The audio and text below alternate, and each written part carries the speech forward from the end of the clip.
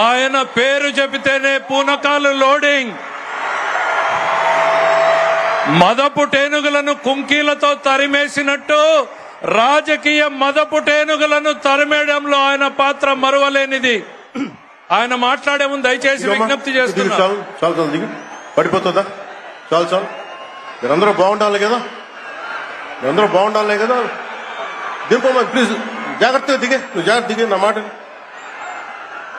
దిగు. తర్వాత అబ్బాయికి వెనక నుంచి వెనక్కి తీసుకురండి, అబ్బాయి ఫోటో ఇద్దాం. దా దిగు, జాగ్రత్తగా దిగు, జాగ్రత్తగా దిగు.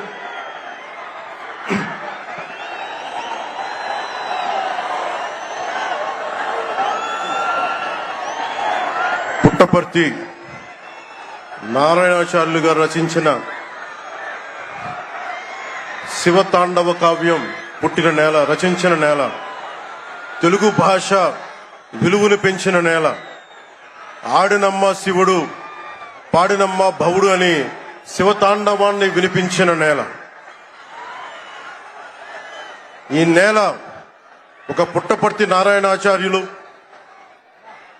కవి బళ్ళారి రాఘవ గారు లాంటి నాటకరంగ రచయిత, నటుడు, విధాన్ విశ్వం లాంటి మహానుభావులు, గజ్జల మల్లారెడ్డి గారి లాంటి కవులు, ఇలాంటి వాళ్ళందరూ పుట్టిన నేల. ప్రతి రాయలసీమ కవులు కళాకారులు అనేది ఋతువులు ఎన్నైనా మా రాళ్లసీమకి ఒకటే ఋతువు, కరువు ఋతువు.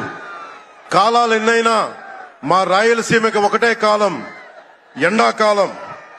దాన్ని మనం రూపుమాపే ప్రయత్నం చిత్తశుద్ధితో చేస్తోంది. పరిశ్రమలు, ఉద్యాన పంటలు, సాగునీటి ప్రాజెక్టులు మొదలైనవి చేపట్టి రాయలసీమని రతనాల సీమగా మార్చే దిశలోనే